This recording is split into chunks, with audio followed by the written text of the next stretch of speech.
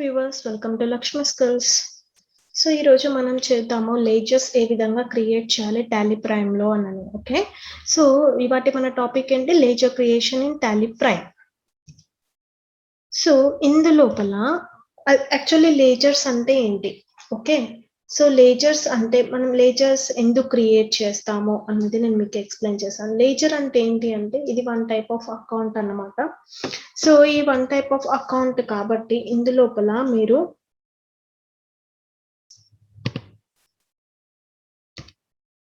ఇది one type of account. So lasers లో మనం ఏమేం క్రియేట్ చేస్తామంటే బిజినెస్ పరంగా మనం ఏవైతే మనం పే చేస్తామో అంటే పేమెంట్స్ చేస్తామో, పేమెంట్స్ రిసీవ్ చేసుకుంటామో అవన్నీ మనము లేజర్ రూపంలో మనం ఎంట్రీస్ చేసుకుంటాం అన్నమాట. ఓకే, సో నార్మల్ గా ఇప్పుడు మనకు టాలీ రాకముందు బిజినెస్ చేసే వాళ్ళ దగ్గర ఒక గుమస్తా ఉండేవాడు, అవునా. సో వాళ్ళు ఏం చేసేవాళ్ళు, మేము ఇంత అమౌంట్ ఈ పర్సన్ కి ఇచ్చాము, ఇంత అమౌంట్ ఈ పర్సన్ కి ఇచ్చాము, లావాదేవీలు చూసుకుంటారు కదా. సో అవే మనము అకౌంట్స్ లో వేరే నేమ్ ఇచ్చుకుంటూ వాటిని అకౌంట్ లో మనం ఎంట్రీ చేసుకుంటాం అన్నమాట. ఓకే, సో మనం బేసిక్ లాంగ్వేజ్ లో వేరే అంటాము, అంటే లైక్ ఇన్వెస్ట్మెంట్, సో దాన్ని పెట్టుబడి అంటాం. బట్ అదే అకౌంటింగ్ లాంగ్వేజ్ లో దాన్ని ఏమంటారు అని అంటే క్యాపిటల్ అంటారు అన్నమాట.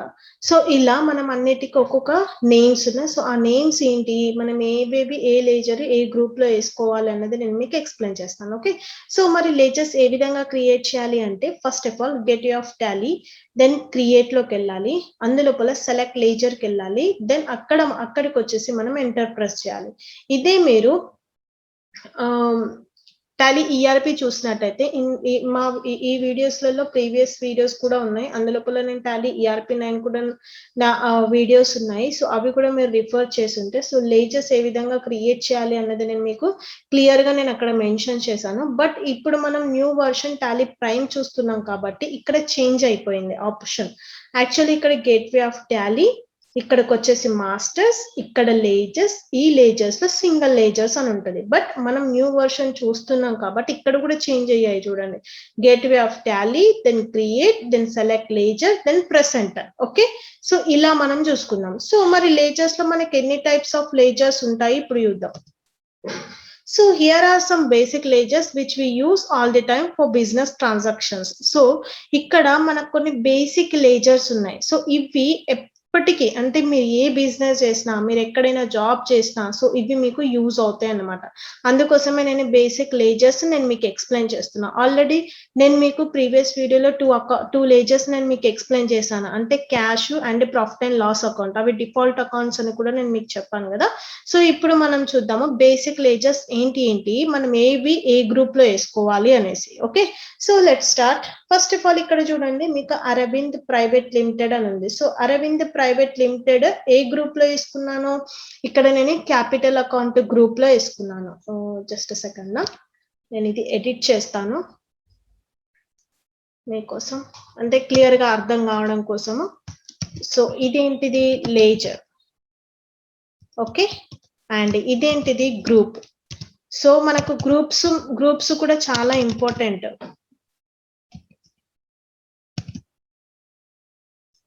ఓకే, సో మీకు లేజర్స్ అర్థమైనాయి అంటే అది కాదు. సో లేజర్స్ అర్థం అయినా కాకపోయినా ఫస్ట్ ఆఫ్ ఆల్ మీకు గ్రూప్ అర్థం కావాలి. సో గ్రూప్స్ ఏంటి అని అంటే, ఒకటి capital account, sundry debtors, sundry creditors, bank account, direct expenses, direct incomes, indirect expenses, indirect incomes. So ఇవి మీకు అర్థం కావాలి అన్నమాట. సో ఇవి ఎందుకు మెయిన్లీ అని అంటే, ఇప్పుడు చూడండి అరవింద్ ప్రైవేట్ లిమిటెడ్ ఉంది. సో అది నేను ఏ గ్రూప్ లో వేసాను, క్యాపిటల్ అకౌంట్ గ్రూప్ లో వేసాను. ఇప్పుడు ఒక బిజినెస్ పెట్టాలి అని అంటే మనకి ఏం కావాలి, ఇన్వెస్ట్మెంట్ కావాలి. సో ఆ ఇన్వెస్ట్మెంట్ ఒక పర్సన్ ఇన్వెస్ట్ చేసింది అంటే క్యాపిటల్ పెట్టుబడి పెడుతుండు కాబట్టి ఆయన నేను ఏ గ్రూప్ లో వేసుకున్నాము అని అంటే మనం క్యాపిటల్ అకౌంట్ గ్రూప్ లో వేసుకున్నాం అన్నమాట. ఓకేనా, సో మనకు 1% కానీ 2% కానీ 3% కానీ ఎంత మంది అయినా ఉండని, ఎవరైతే క్యాపిటల్ ఇన్వెస్ట్ చేస్తారో ఆ పర్సన్స్ ని మనం ఎక్కడ ఇందులో ఏ గ్రూప్ లో వేసుకోవాలి, క్యాపిటల్ అకౌంట్ గ్రూప్ లో వేసుకోవాలి.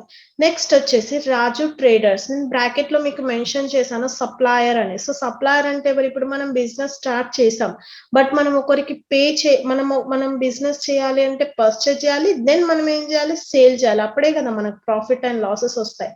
సో నేను ఇప్పుడు బిజినెస్ పెట్టాను కాబట్టి నేను ఎక్కడి నుంచి తీసుకొస్తున్న గూడ్స్? రాజు ట్రేడర్స్ దగ్గర నుంచి తీసుకొచ్చి రోజా ఎంటర్ప్రైజెస్ కి నేను సేల్ చేస్తున్నాను అన్నమాట. ఓకే, సో రాజు ట్రేడర్స్ మనకి సప్లయర్, అంటే మనకి ఇస్తుండు, మనం క్యాష్ పే చేస్తున్నాం కాబట్టి ఆయన సంది క్రెడిటర్. సో నిన్న కూడా నేను మీకు ఎక్స్ప్లెయిన్ చేస్తాను, డెబిట్ అంటే వచ్చేవి, క్రెడిట్ అంటే పోయేవి అని. సో మీకు ఈ డెబిటర్ క్రెడిటర్ మీకు అర్థం కాకపోయింటే ఒక చిన్న లాజిక్ చెప్తాను. ఎవరికైతే మనం పే చేస్తామో ఆ పర్సన్స్ అందరూ క్రెడిటర్స్ అవుతారు. ఎవరి దగ్గర నుంచి అయితే మనం రిసీవ్ చేసుకుంటామో ఆ పర్సన్స్ అందరూ డెబిటర్స్ అవుతారు. సో ఇది మీకు ఈజీ వేలో అర్థం చేసుకోవడానికి చిన్న ఎగ్జాంపుల్ అనమాట. సో సప్లయర్స్ ఏమవుతారు? క్రెడిటర్స్. కస్టమర్స్ ఏమవుతారు? డెబిటర్స్. సో అక్కడ మీకు 1 కస్టమర్ నుండి 2 కస్టమర్ ఉండని, మల్టిపుల్ కస్టమర్స్ ఎంతమంది అయినా ఉండని, సో వాళ్ళందరూ ఏ గ్రూప్ లో వేసుకోవాలి? మనం సన్రీ క్రెడిటర్స్ లో వేసుకోవాలి. ఓకేనా?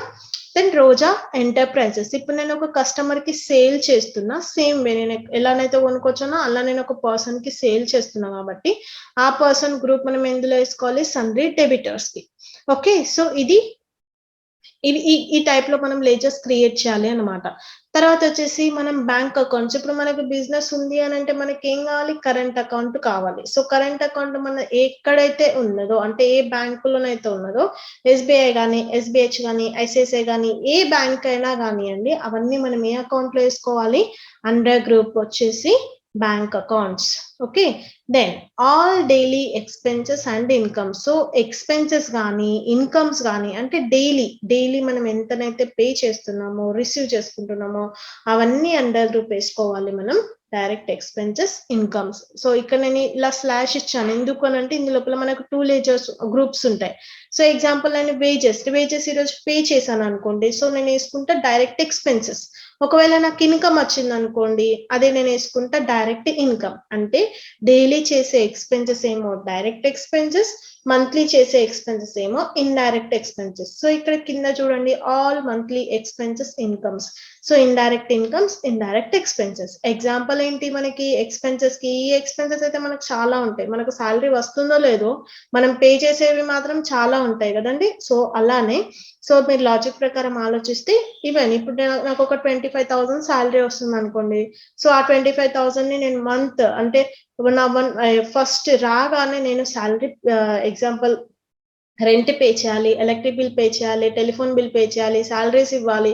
సో ఇవన్నీ ఖర్చులు ఉంటాయి కదా. సో అవన్నీ మంత్లీ ఖర్చులు కాబట్టి మనం ఎందులో వేసుకోవాలి? Indirect expenses. మనకి ఎక్స్పెన్సెస్ అనే కాదు, ఇన్కమ్స్ కూడా ఉంటాయి మంత్లీ. అంటే కమిషన్ రిసీవ్డ్ కానీ, డిస్కౌంట్ రిసీవ్డ్ కానీ, సంథింగ్ ఏవైనా మీకు ఎక్స్ట్రా ఇన్కమ్స్ ఏవైనా ఉన్నాయి అని అంటే అవి మీరు వేసుకోవాలి ఇండైరెక్ట్ ఎక్స్పెన్సెస్, ఇండైరెక్ట్ ఇన్కమ్ లో.